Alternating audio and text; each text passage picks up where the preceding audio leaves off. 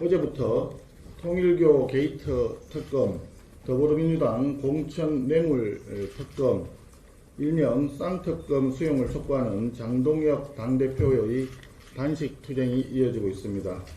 또한 소위 2차 종합특검이라고 하고 있는 야당 탄압 정치보복 3대 특검 연장법을 반대하는 개혁신당 천하람 원내대표의 필리버스터가 18시간째 철야에 이어서 계속 진행되고 있습니다. 지금 이재명 대통령께서 오늘 오찬을 예정을 하고 있다고 하는데 지금이 한간 오찬 쇼를 할 때가 아니라는 점을 말씀드립니다. 제1야당 대표의 단식 농성 현장에 찾아와서 손잡고 야당이 절박하게 요구하는 것이 무엇인지 경청해야 할 때라고 생각합니다. 그래서 오늘 저는 이재명 대통령에게 국정기조 대전환을 위한 몇 가지 제안을 드리고자 합니다. 첫째, 통일교 게이트 특검, 그리고 더불어민주당 공천 뇌물 특검, 쌍특검을 전면 수용해 주기 바랍니다. 특히 이재명 대통령이 느닷없이 통일교 게이트에 대한 검경 합수부 수사를 지시함에 따라 더불어민주당이 약속을 파기하고 특검 추진을 중단하는 움직임을 보이고 있습니다. 더불어민주당이 당초 약속했던 대로 통일교 특검 수사가 이루어질 수 있도록 조치해 주시기를 바랍니다. 둘째, 야당 탄압 정치보복 3대 특검 연장법이 설령 필리버스터를 뚫고 국회에서 의결이 된다 하더라도 대통령께서 제2요구권을 행사하여 여야 간 재협상을 요청해 주기 바랍니다.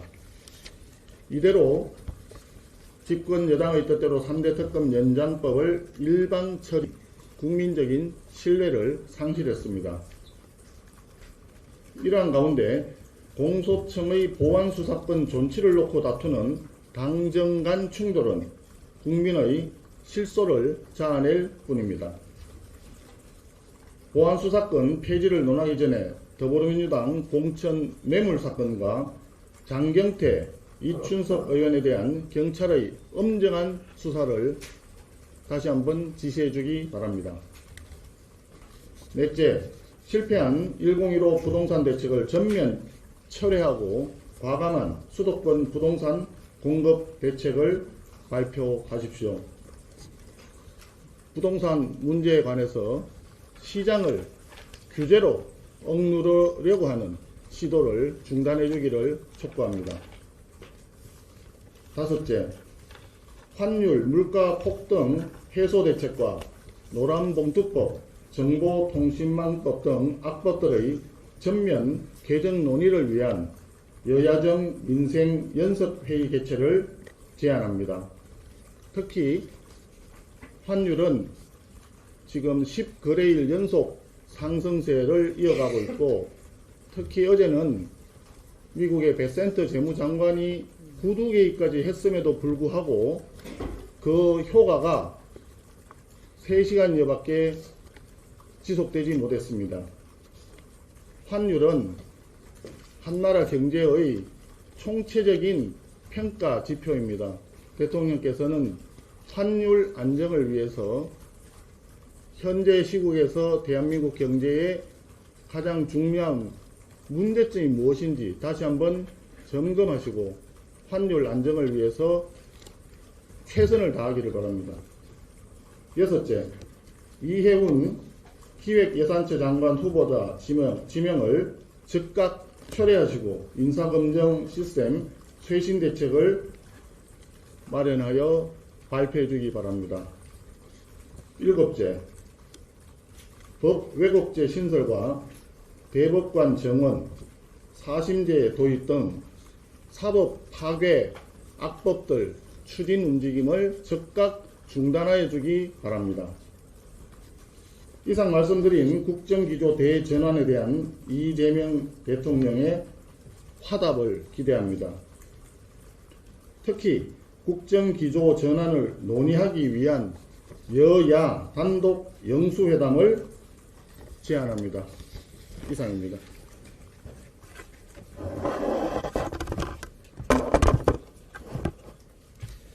예, 정책위원장입니다. 우리 당 장동혁 당대표는 통일교 로비 특검과 공천뇌물 특검 수용을 촉구하면서 이 순간에도 단식 농성을 이어가고 있습니다. 제1야당 대표가 몸을 던져 요구하는 것은 단 하나, 바로 성역 없는 진실 규명입니다. 최근 발생한 두 사건에는 기이할 정도로 닮은 공통점이 있습니다. 의혹이 제기되자마자 전재수 전 장관은 사퇴했고 강선우 의원은 즉각 제명되었습니다. 김병기 전 원내대표에 대해서도 민주당은 제명 방침을 밝히고 있습니다. 사건의 실체를 밝히기보다는 속전속결로 선을 긋고 도망치려는 전형적인 꼬리 자르기 형태입니다. 국민들은 묻고 있습니다. 강선우, 김병기 의원을 제명하여 남남이 되겠다면서 더불어민주당은 왜 그토록 이들에 대한 특검을 거부하는 것입니까? 당적이 없으면 민주당과는 상관없는 일 아니겠습니까? 여기서 합리적인 의구심이 생길 수밖에 없습니다. 혹여 이재명 대통령이 사퇴와 제명이라는 가이드라인을 제시하며 이점에서 사건을 덮기로 민주당 지도부와 사전 교감을 한 것은 아닙니까? 이재명 대통령께 묻습니다. 인적 정리 수준에서 사건을 마무리하고 특검은 절대 수용하지 말라고 민주당 지도부에 지시한 적이 있습니까? 이 질문에 대통령께서 명확히 답하지 않는다면 많은 국민들은 이재명 대통령이 진실을 은폐하기 위해 부패, 비리의혹 연루자들의 든든한 뒷배 역할을 하고 있다고 의심할 수밖에 없습니다. 이는 단순한 의혹 제기가 아니라 대통령의 도덕성과 권력 남용에 직결된 중차대한 문제입니다. 의혹을 해소하는 방법은 명확합니다. 더불어민주당은 조건 없이 특검을 수용하면 됩니다. 이재명 대통령 역시 특검에 반대하지 않으며 진실규명을 가로막지 않겠다는 입장을 분명히 밝히시면 됩니다. 마침 오늘 이재명 대통령과 민주당 지도부의 오찬회동이 예정되어 있습니다. 이 자리에서 방탄 오찬이 아닌 특검 수용을 선택하십시오. 국민은 사퇴와 제명이라는 가림막 뒤에 숨겨진 진실을 원하고 있습니다. 국민들이 지켜보고 있습니다. 이상입니다. 질의하여 주시기 바랍니다.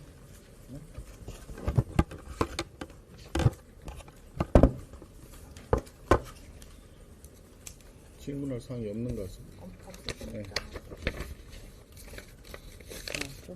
그러면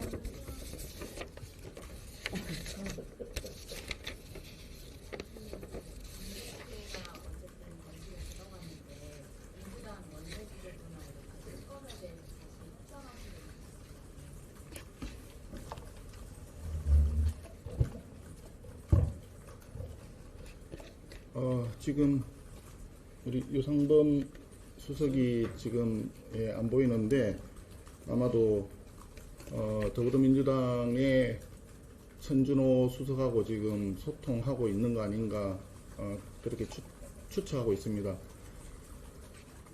지금 질문을 주셨으니까 덧붙여서 한 말씀 좀 드리겠습니다. 국민 여러분, 존경하는 국민 여러분, 그리고 당원 동지 여러분, 제1야당의 당대표가 지금 단식을 극단적인 선택을 지금 하고 있는 상황입니다. 얼마나 힘겹고 절박하고 절절한 심정이었으면 사람이 곡기를 끊는 선택을 지금 하고 있습니다. 이재명 정권 들어서서 6개월, 지금은 한 7개월, 8개월째 되어 갑니다만, 이재명 정권 대통령 들어서자마자 제1호 법안으로 국회를 통과시킨 법이 바로 3대 특검법입니다. 민생은 순서가 늦어도 한참 뒤에 있다는 뜻입니다. 제1야당을 비롯해서 야당 탄압과 또는 야당에 대한 정치적인 보복 이런 쪽에만 관심을 가지고 있다는 반증입니다. 그런 상황에서 저희들이 필리버스터까지 동원해서 악법들을 막으려고 노력했지만 힘에 지금 붙이고 있습니다. 제1야당의 단식을 통한 이 투쟁에 대해서 존경하는 국민 여러분들께서 다시 한번 관심을 가져주시고, 그리고 우리 국민의힘 당원 동지 여러분들과 또 우리 당을 아끼고 사랑하고 지지해 주시는 국민 여러분들께서도 함께 마음을 모아주시기를 간곡히 당부드립니다. 지금 얘기하고 있는 쌍특검은 국민들께서 그 진실을 명명백백하게 밝혀라. 무엇보다도 공천 과정에 금품이 오갔다라고 하는 것은 진술이 있고 정황 증거가 다 넘쳐나고 있습니다. 이런 부분에 대해서 경찰 수사가 제대로 되고 있는지, 한편에서는 김경 서울시 의원에 대한 압수수색을 했다고 하지만 실제 거주지라고 알려져 있는 서초구 자택에 대해서는 쏙 빼놓고 이미 7, 8개월 전에 이사 갔다라고 하는 이웃 정언이 있는 강서구의 자택만 압수수색을 하는 맹탕 압수수색을 경찰이 지금 하고 있습니다. 국민들은 제대로 된 수사가 가능할까 의구심을 가지고 있습니다.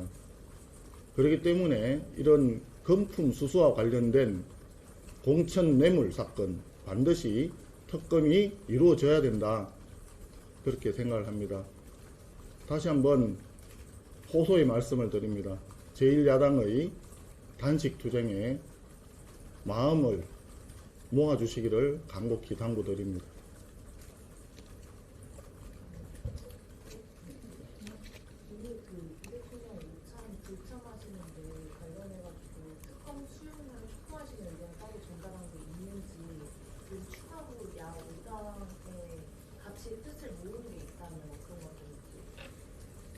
예, 오늘 오찬에 장동혁 대표와 저도 처음에 초청 대상에 포함이 되어 있었습니다. 하지만 지금 이 국회에서 상황이 악법을 강제로 통과시키려고 하고 있는 이런 상황에서 오찬에 참석하는 것은 적절치 않다라고 생각을 했고, 우리 장동혁 당대표 역시 지금 단식 투쟁 중이기 때문에 참석은 어렵습니다. 그런 상황에서 대통령에게 드리고 싶은 말씀을 오늘 기자간담회를 통해서 이렇게 말씀드리고 있는 것입니다. 그렇기 때문에 충분히 이 기자간담회를 직접 보고 계시거나 혹은 전에 듣거나 대통령께서도 상황을 충분히 파악하실 거라 그렇게 믿고 또 전향적인 검토가 있을 것을 기대하고 있습니다. 우리 당내에서도 여러 가지 의견들이 있고 하지만 우리 의원님들도 이 부분에 대해서는 다들 한마음이라는 것을 저는 알고 있습니다. 됐죠? 마지막 지금 국회에서 쌍특검 요구하시는 단식 중이신데 이런 요구사항이 수용이 안 되는 단식에 좀 다른 방안 검토하고 계시는 있는지 궁금하고, 또 김재원 최고위원은 오늘 아까 라디오에서 릴레이 단식 같은 거 말씀하셨는데 이거 릴레이 결정하시는 게 어떻게 있을까요? 지금 현재는 당대표의 단식이라고 하는 마지막 수단을 지금 선택하고 있던 상황이기 때문에 그 이외에 다른 이라고 하는 부분에 대해서 지금 얘기하는 것은 조금 적절치 않다고 생각합니다.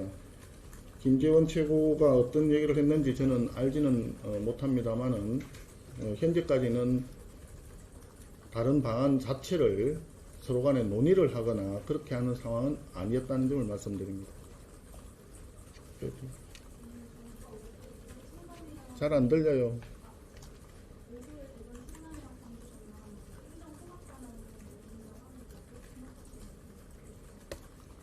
통합 방안을 누가 낸다고요? 정부가.